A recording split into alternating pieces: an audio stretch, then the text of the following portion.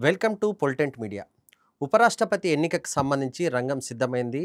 దాదాపుగా ఎన్నిక అనేది హోరాహోరీగా జరుగుతుందంటే అలాంటి పరిస్థితి కనిపించట్లేదు. దాదాపు ఏకపక్షంగానే ఎన్నిక జరిగే అవకాశం ఉంది.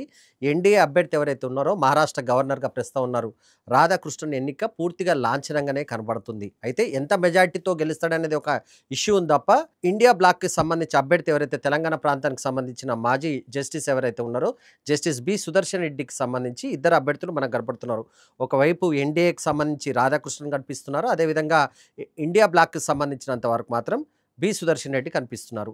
సంఖ్యాపరంగా చూస్తే మాత్రం ఎన్నిక పూర్తిగా ఏకపక్షంగానే జరిగే అవకాశం ఉంది. అయితే దీంట్లో ఒక చిన్న 2, 3 ఇష్యూస్ మనం తెలుసుకునే ప్రయత్నం చేయాలి. నిజానికి ఉపరాష్ట్రపతిని ఎవరు ఎన్నుకుంటారు? ఇది బేసిక్ అయిన ఇష్యూ. మొదటగా అసలు ఉపరాష్ట్రపతి ఎన్నిక ఎందుకు జరుగుతుందంటే గత జూలై 21న అప్పటి ఉపరాష్ట్రపతిగా ఉన్న ధన్‌ఖడ్ రాజీనామా చేశారు. వ్యక్తిగత కారణాల చేత తాను రాజీనామా చేస్తున్నట్టుగా ఆయన ప్రకటించారు. ఆయన రాజీనామా చేశారు. ఆయన రాజీనామా చేసిన తర్వాత ప్రస్తుతం ఎన్నిక జరుగుతుంది.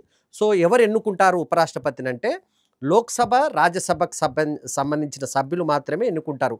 లోక్‌సభ సభ్యులు, రాజ్యసభ సభ్యులు కలిపి ఉపరాష్ట్రపతిని ఎన్నుకుంటారు. ప్రస్తుతం ఈ 2 సభలకు సంబంధించి 780కి పైగా సభ్యులు ఉంటారు. కొంతమంది కొన్ని చోట్ల వేకెట్ ఉంది రాజ్యసభలో, అదేవిధంగా లోక్‌సభలో కొన్ని సీట్లు వేకెట్ ఉన్నాయి గనుక దాదాపు 780 వరకు మాత్రం సభ్యులు పోలింగ్‌లో పాల్గొంటారు.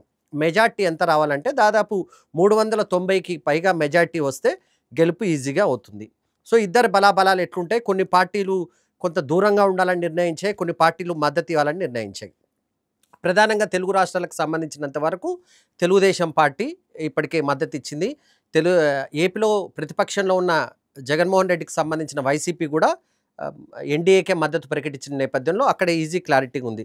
తెలంగాణ విషయానికి వస్తే కాంగ్రెస్ పార్టీ, లెఫ్ట్ పార్టీలకు సంబంధించినంత వరకు మద్దతు ఉన్నప్పటికీ ఇక్కడ ప్రతిపక్షంలో ఉన్న బీఆర్ఎస్ మాత్రం ఈ ఎన్నికకు దూరంగా ఉండాలని నిర్ణయించింది. అంటే ఎన్నికలు ఎవరికి సపోర్ట్ చేయట్లేదు, కాంగ్రెస్కి, బీజేపీకి రెండింటికి మేము దూరంగా ఉంటున్నట్టుగా పార్టీ వర్కింగ్ ప్రెసిడెంట్ కేటీఆర్ ప్రకటించారు. సో, బీఆర్ఎస్ ఉపరాష్ట్రపతి ఎన్నికల్లో పాల్గొనడం లేదు. అదేవిధంగా ఒడిశాకు సంబంధించిన బీజేడీ కూడా ఈ ఎన్నికలకు దూరంగా ఉండాలని నిర్ణయించారు. 2 పార్టీలకు మీరు దూరంగా ఉంటాయని నిర్ణయించిన నేపథ్యంలో మెజార్టీ కూడా కొంత తగ్గే అవకాశం ఉంటుంది. ఎందుకంటే ఎంత పోల్ అవుతుందో దాంట్లో నుంచి మెజార్టీ తీస్తారు కనుక 2, 3 పార్టీలు ఇప్పటికే దూరంగా ఉండాలని నిర్ణయించిన నేపథ్యంలో మెజార్టీ మాత్రం కొంత తగ్గే అవకాశం ఉంది. సో, బలాలు ఎవరికి ఎట్లా ఉన్నాయంటే రాజ్యసభ, లోక్‌సభకు సంబంధించి ఎన్డీఏకి సంబంధించి దాదాపు 220కి పైగా మెజార్టీ క్లియర్‌గా కనిపిస్తుంది.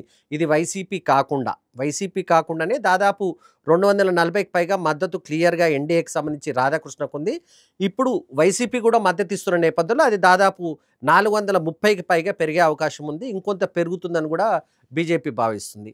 ఇక ఇండియా బ్లాక్‌కి సంబంధించినంత వరకు 2 అంటే లోక్‌సభ, రాజ్యసభ కలిపి కేవలం 320, 330 వరకు మాత్రమే ఆగిపోయే అవకాశం ఉందని ప్రచారం జరుగుతున్న నేపథ్యంలో ఎన్నిక పూర్తిగా ఏకపక్షంగా జరిగే అవకాశం ఉంది. అయితే ఇదే సమయంలో కొంత పోలింగ్‌కి సంబంధించి గతంలో ఇండియా బ్లాక్‌కి సంబంధించి దాదాపు ఒక 15 మంది సభ్యులు తప్పుగా ఓటేయడం గానీ, లేకపోతే ఆపోనెంట్‌కి ఓటేయడం గానీ జరిగింది. ఇది పొరపాటున జరిగిందని చెప్పిన నేపథ్యంలో 2 పక్షాలు కూడా మాక్ పోలింగ్ నిర్వహించుకున్నాయి. సభ్యులకు ఎవరైతే రాజ్యసభ, లోక్‌సభ సభ్యులకు సంబంధించి శిక్షణా తరగతులు కూడా ఇచ్చారు. ఏ రకంగా ఓటింగ్ చేయాలి, ఓటింగ్‌లో ఏ రకంగా పాల్గొనాలనే అంశాలపైన కూడా డైరెక్షన్స్ ఇచ్చిన నేపథ్యంలో మొత్తానికి పోటీ ఎలా ఉంటుందని కొంత చర్చ జరిగినప్పటికీ మాత్రం ప్రస్తుతం ఉన్న పరిణామాలు, పార్టీల మద్దతులు అన్ని అంశాలు పరిశీలిస్తే మాత్రం ఎన్డీఏ అభ్యర్థి రాధాకృష్ణన్ ఉపరాష్ట్రపతిగా ఎన్నిక కావడం దాదాపు లాంఛనంగానే కనబడుతుంది.